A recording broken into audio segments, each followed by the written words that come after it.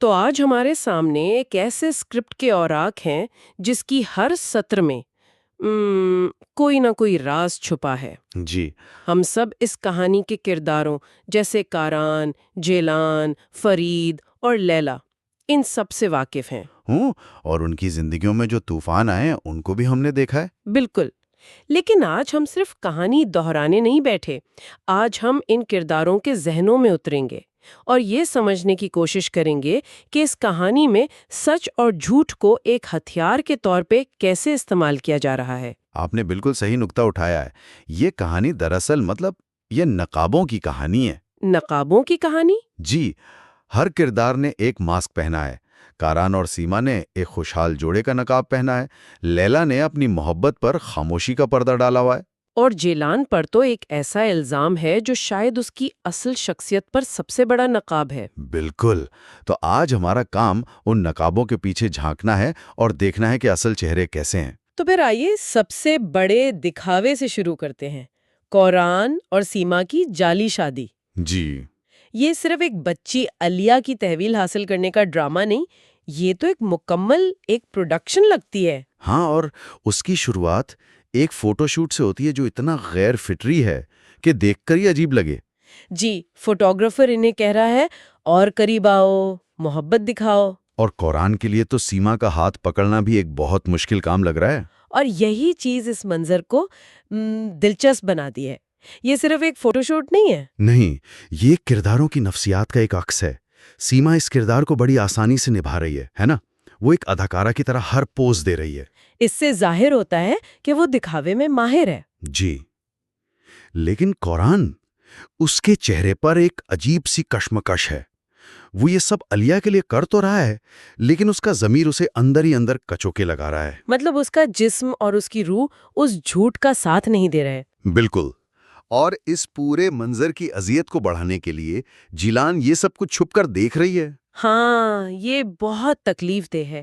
سوچیں اس پر کیا گزر رہی ہوگی۔ وہ جس شخص سے محبت کرتی ہے اسے کسی اور کے ساتھ ایک خوشحال خاندان کی تصویر بناتے ہوئے دیکھنا، اور یہ جانے بغیر کہ یہ سب ایک فریب ہے، یہ تو ایک جذباتی تشدد ہے۔ درست کہا۔ کہانی ہمیں دکھا رہی ہے کہ آدھا سچ پورے جھوٹ سے زیادہ خطرناک ہوتا ہے۔ جیلان جو دیکھ رہی ہے وہ تکنیکی طور پر سچ ہے، لیکن اس کے پیچھے کا مقصد وہ نہیں جانتی۔ صحیح۔ اچھا، اب آتے ہیں اس ڈرامے کے دوسرے حصے پر، سوشل سروسز کا انٹرویو۔ ہاں، یہاں سیما کا کردار اور بھی کھل کر سامنے آتا ہے۔ وہ بڑی خوبصورتی سے جھوٹ بولتی ہے۔ کہتی ہے کہ ہماری شادی محبت کی بنیاد پر ہوئی ہے اور میں چاہتی ہوں کہ علیہ بڑی ہو کر بالکل میری طرح بنے، بہترین اسکولوں میں پڑھے۔ لیکن جب کاران کی باری آتی ہے تو وہ کہتا ہے کہ میرے لیے علیہ کی خوشی سب سے اہم ہے، وہ جو چاہے بنے۔ یہاں ان دونوں کی سوچ کا بنیادی فرق صاف نظر آتا ہے۔ یہ صرف سوچ کا فرق نہیں، یہ ایک طرح کا طاقت کا کھیل بھی ہے۔ اچھا، وہ کیسے؟ دیکھیں، سیما علیہ کو اپنی مرضی کے مطابق ڈھالنا چاہتی ہے، اسے کنٹرول کرنا چاہتی ہے، جبکہ کاران اسے آزادی دینا چاہتا ہے۔ یہ ان کی اپنی شخصیتوں کی عکاسی ہے۔ جی، اور پھر ہمیں سیما کا اصل چہرہ نظر آتا ہے جب وہ امیر سے فون پر بات کرتی ہے۔ بالکل، یہ اسکرپٹ کا وہ لمحہ ہے جہاں اس کے کردار سے نقاب اترتا ہے۔ اور یہ بہت خوفناک ہے۔ وہ کہتی ہے کہ مجھے علیہ سے نفرت ہے۔ نفرت؟ کیونکہ وہ اسے صالح کی یاد دلاتی ہے۔ صالح یعنی کاران کا مقتول بھائی۔ یہ صرف نفرت نہیں، یہ تو ایک گہرا نفسیاتی مسئلہ لگتا ہے۔ یہ بالکل ایک نفسیاتی مسئلہ ہے، اسے ٹراما پروجیکشن کہتے ہیں۔ اچھا۔ سیما اپنے ماضی کے صدمے جو صالح سے جڑا ہے، اس کا غصہ ایک معصوم بچی پر نکال رہی ہے۔ وہ علیہ میں صالح کا عکس دیکھ رہی ہے اور اسے چھٹکارا پانے کے لیے اسے بورڈنگ اسکول بھیجنے کا منصوبہ بنا رہی ہے۔ جی، اس ایک منظر سے اندازہ ہوتا ہے کہ یہ کردار کتنا ٹوٹا ہوا اور کتنا خطرناک ہے۔ وہ ولن ہے، لیکن اس کے ولن پن کی جڑیں اس کے اپنے ماضی کے درد میں ہیں۔ تو ایک طرف ایک جھوٹا رشتہ ہے جسے دنیا کے سامنے سچ ثابت کرنے کی کوشش کی جا رہی ہے، اور دوسری طرف کہانی میں ایک سچا رشتہ بھی ہے جسے دنیا سے چھپایا جا رہا ہے۔ اور یہاں سے ہم فرید اور لیلا کی کہانی میں داخل ہوتے ہیں۔ اور یہ کتنا دلچسپ تضاد ہے۔ کاران اور سیما کا جھوٹ عوامی نمائش کے لیے ہے، جبکہ فرید اور لیلا کا سچ چار دیواری کا راز ہے۔ جی، ان کے درمیان مسئلہ محمد ہے، لیلا کا سابق منگیتر، جو اپنے یادداشت کھو چکا ہے اور لیلا نے اسے انسانی ہمدردی کی بنیاد پر اپنے گھر میں رکھا ہوا ہے۔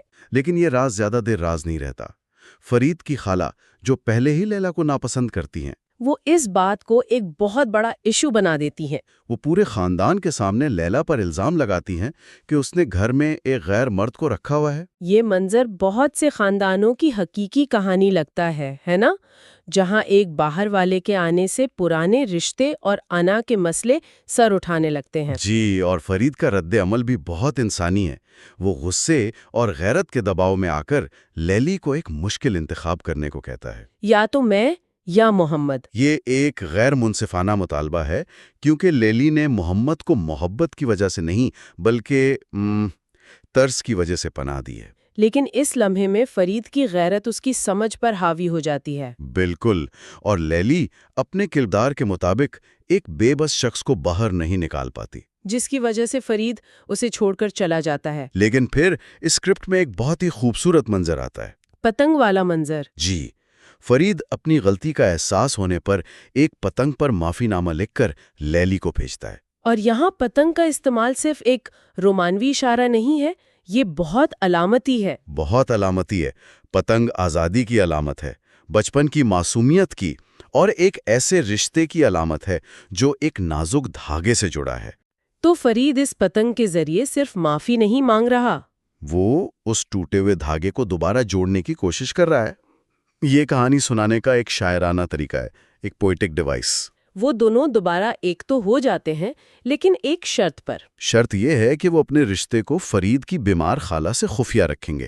تو آخرکار ان کی سچی محبت بھی ایک راز بن جاتی ہے۔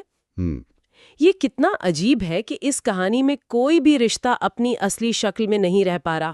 ہر رشتے پر کسی نہ کسی مجبوری کا پردہ پڑا ہوا ہے، اور یہی اس اسکرپٹ کی خوبصورتی ہے کہ رشتے کتنے پیچیدہ ہوتے ہیں۔ جی، یہ ہمیں دکھاتا ہے کہ کبھی کبھی جھوٹ دکھاوے کے لیے بولا جاتا ہے، اور کبھی کبھی سچ کو کسی کی بھلائی کے لیے چھپانا پڑتا ہے۔ تو اب ہم محبت اور خاندان کے ان رازوں سے نکل کر کہانی کے سب سے بڑے اور تاریک راز کی طرف آتے ہیں، صالح کا قتل۔ جی، ایک ایسا معمہ جس کے مرکز میں جیلان ہے، لیکن اب اس معمے میں ایک نیا کردار شامل ہوتا ہے۔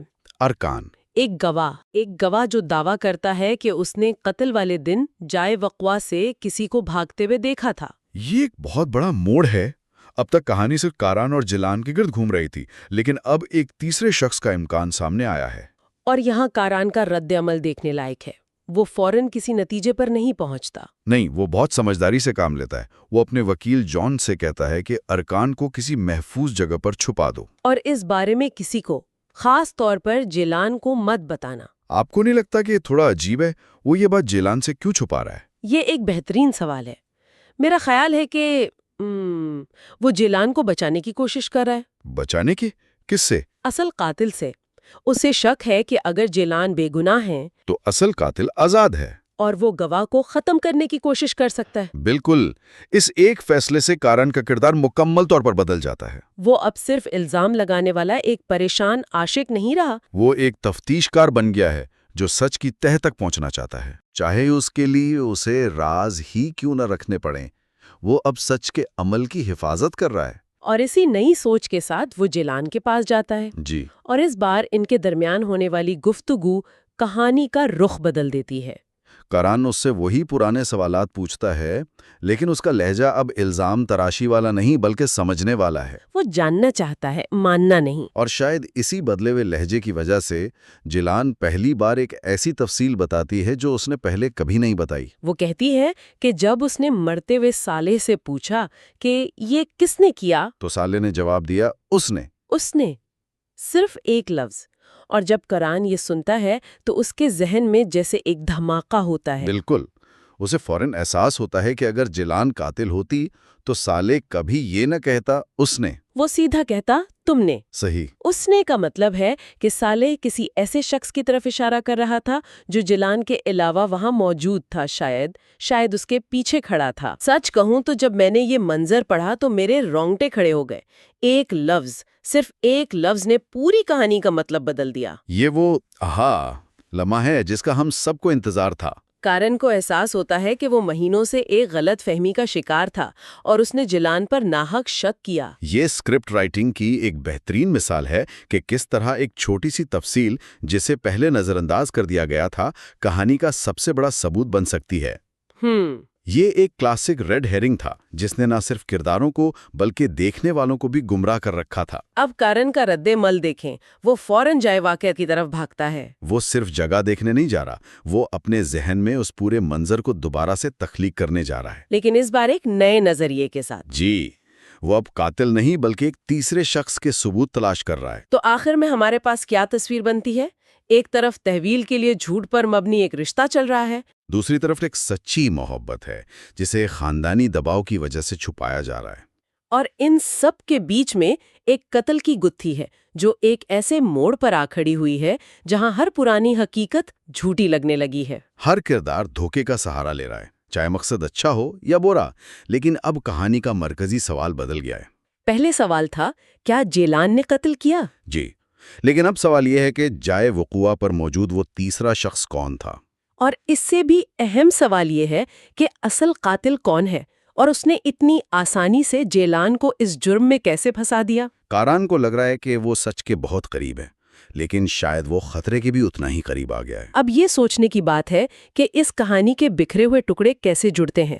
ہمارے پاس سیما ہے جو سالے سے شدید نفرت کرتی تھی، ہمارے پاس امیر ہے جو کاران کا کاروباری حریف ہے اور سیما کے ساتھ ملا ہوا ہے، اور اب ہمارے پاس ایک پراسرار تیسرا شخص ہے جسے ارکان نے بھاگتے ہوئے دیکھا تھا۔ کیا یہ سب الگ الگ کہانیاں ہیں یا ایک ہی بڑی سازش کا حصہ؟ اور کیا اصل قاتل اتنا قریب ہے جتنا کارن نے کبھی سوچا بھی نہیں تھا؟